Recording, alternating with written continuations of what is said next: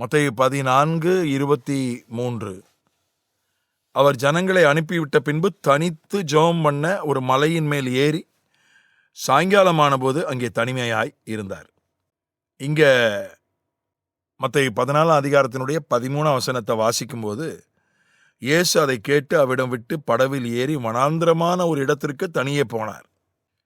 ஜனங்கள் அதை கேள்விப்பட்டு பட்டணங்களிலிருந்து கால்நடையாய் அவரிடத்திற்கு போனார்கள். இப்போ ஏற்கனவே நாம் ஒரு தியானத்தில் பார்த்த வண்ணம் யோவான் ஸ்நானகனுடைய மரண செய்தி வருகிறது. இது முக்கியமான ஒரு சம்பவம். ஆகவே தேவ சமூகத்தில் பிதாவினுடைய சந்நிதியில் கொஞ்ச நேரம் செலவு பண்ண, தனியாக ஜெபம் பண்ண இயேசுநாதர் விரும்புகிறார். வனாந்திரத்தில் போய் ஜெபம் பண்ணுறாரு. ஜனங்கள் கேள்விப்பட்டு வந்துடுறாங்க. இப்போ ஜனங்களுக்கு ஊழியம் செய்ய வேண்டியதாயிற்று. இப்போ ஜனங்களை சுகமாக்கியாச்சு, அவங்களுக்கு போதித்தாகிவிட்டது, அவர்களுக்கு அற்புதம் செய்து உணவும் கொடுத்தாகிவிட்டது, அவங்களெல்லாம் அனுப்பியாச்சு. இப்போ மறுபடியும் அந்த ஜெபத்தை பின் தொடர்கிறார், விட்டுறல.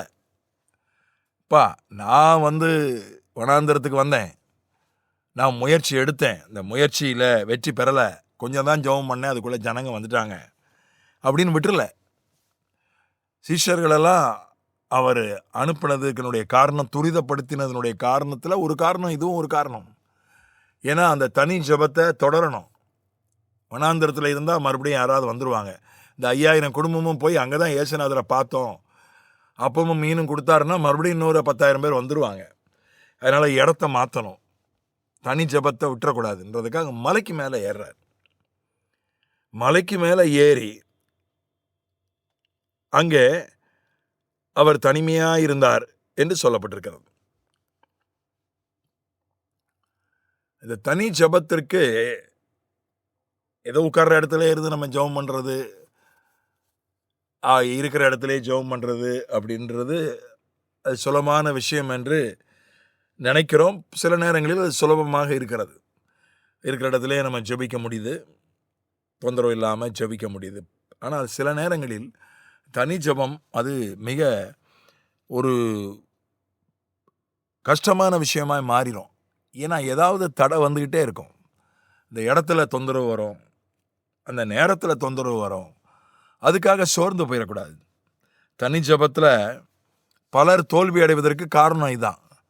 இந்த தனி ஜெபம் பண்ணலான்னு ஒரு இடத்த அவங்க, இந்த இடத்துல தான் தனி ஜெபம் பண்ணணும்னு ஒரு இடத்த தெரிந்தெடுத்திருப்பாங்க. அந்த இடத்துல தடை வந்துடும், தொந்தரவு வந்துடும். தனி ஜெபம் பண்ணலான்னு ஒரு நேரத்தை யோசித்து குறித்து வச்சுருப்பாங்க. அந்த நாளில் தான் வேறு அவசர வேலைகள் வந்துடும். அதை ஒன்றும் செய்ய முடியாது, தள்ளி போட முடியாது, தவிர்க்க முடியாது, வேலையை செய்ய வேண்டியதாயிரும். என்னையா தனி ஜெபம் பண்ணணும்னு நினச்சாலே தடை வருது அப்படின்னு முயற்சி பண்ணி அப்படியே விட்டுருவாங்க. நமக்கெல்லாம் அந்த தனி ஜெபம் சரியாக வராதியா அப்படின்னு விட்டுருவாங்க. ஆனால் இயேசுநாதர் விடலை. வனாந்தரத்தில் ஜெபத்தை தொடர முடியாத சூழ்நிலை ஏற்பட்டு மலைக்கு மேலே ஏறிட்டார். 5000 குடும்பம் தேடி வந்துச்சு. ஜெபம் பண்ணும்போது அவங்கள ஊழியம் பண்ணி அனுப்பியாச்சு. இப்போ மறுபடியும் தொடர்றார். காலையில் ஜெபம் பண்ண முடியல, இப்போ சாயங்காலம் ஜெபம் பண்ணுறாரு. வனாந்தரத்தில் ஜெபம் பண்ண முடியல, மலைக்கு மேலே ஜெபம் பண்ணுறாரு. ஒரு தனி ஜெபத்தை நாம் தொடர்ந்து, தனி ஜெப வாழ்க்கை அதை கட்டி எழுப்புவது என்பது அது சுலபமான விஷயம் இல்லை. சில நேரம் இடத்த மாற்ற வேண்டியிருக்கும், சில நேரம் நேரத்தை மாற்ற வேண்டியிருக்கும். காலையில் முடியலன்னா சாயங்காலம் ஆக்கிக்கலாம் தனி ஜெபத்தை. அது வீட்டில் தனி அறையில் ஜெபிப்பது சரியில்லைன்னா மாடியில் ஜெபிக்கிற மாதிரி மாற்றிக்கொள்ளலாம். இல்லை வேற எங்கேயாவது பக்கத்தில் மலையோ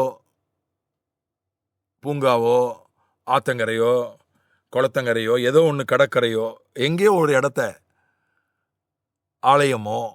அதனால தான் சிலர் ஆலயத்துக்கு போயிடுறாங்க. தெற்கு மாவட்டங்கள்லாம் பார்த்தீங்கன்னா ஆலயம் பெரும்பாலும் திறந்துருக்கும்.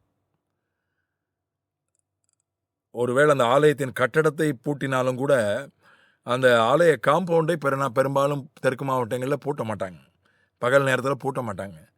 அந்த காம்பவுண்டு கேட்டை திறந்து அந்த ஆலய கட்டடத்தினுடைய வாசல்ல முழங்கால் போட்டோ நின்றுக்கிட்டோ ஜெபம் பண்ணலாம். அந்த வரண்டா மாதிரி மண்டபம் மாதிரி இருக்கிற இடம் எப்பவும் சில ஆலயங்கள் திறந்தே இருக்கும், பகலெல்லாம் திறந்தே இருக்கும், உள்ளே போய் ஜெபம் பண்ணலாம். கிறிஸ்தவர் அல்லாதவர்கள் கூட போய் உள்ளே போய் ஜெபம் பண்ணுவாங்க, ஜெபம் பண்ணிட்டு வருவாங்க. ஆகையினால ஒரு இடத்த நாம் நமக்கு எது வசதியோ, எல்லாருக்கும் எல்லா இடமும் அது சரியாக வராது. அதிகாலையில் 5 மணிக்கு தான் ஜெபிக்கணும்னு சிலர் சொல்கிறாங்க. நல்லது, அதிகாலையில் 5 மணிக்கு ஜெபிப்பது நல்லது, நல்ல பழக்கம். ஆனால் எல்லாருக்கும் அந்த 5 மணி என்பது வசதியாக இருக்குமா? அது எல்லாருடைய உடல் நிலைக்கும் அவருடைய வேலைக்கும் அவருடைய குடும்ப சூழலுக்கும் சரியாக வருமா? சொல்ல முடியாது. எது உங்களுக்கு சரியாக வருதோ, எந்த நேரம், காலையில் நேரத்தில் ஒரு 10 நிமிஷம், ஒரு 20 நிமிஷம், நான் பரிந்துரைப்பது காலையில் ஒரு 20 நிமிஷம் உங்கள் வீட்டிலேயே நீங்கள் ஜெபம் பண்ணி பைபிள் படிச்சிடுறது நல்லது. முதல் 20 நிமிஷம், மீதி 40 நிமிஷம் அது உங்களுக்கு பிரியமான நேரத்தில், உங்களுக்கு வசதியான நேரம், வசதியான இடத்துல நீங்கள் வைத்துக்கொள்ளலாம் தனி ஜெபத்தை. இந்த மாதிரி ஒரு விசேஷ சந்தர்ப்பம், யோவான் ஸ்நானகன் இறந்த செய்தி வருகிறது. அது ஆவிக்குரிய ரீதியாகவும் ஒரு முக்கியமான சம்பவம், ஊழிய ரீதியாகவும் ஒரு முக்கியமான சம்பவம். ஜெபம் பண்ணணும், முடிவுகளை எடுக்கணும். ஆகினால இயேசு தனித்து ஜெபிக்க போறார். அது இடம், ஒரு இடத்துல தடை வந்தபோது இடத்தை மாற்றுகிறார், ஒரு நேரத்தில் தடை வந்தபோது நேரத்தை மாற்றுகிறார், ஜெபம் பண்ணி முடிச்சிடுறார். அதுதான் அவர் ஜெபத்தை மறுபடியும் ஜெபத்தை அவர் முடிக்காமல் இருக்கவில்லை. அதனால் அந்த ஜெப வாழ்க்கை என்பது மிக மிக முக்கியமானது. அதுக்கு முக்கியத்துவம் முதலிடம் கொடுக்க வேண்டியது அவசியம். ஆமென்.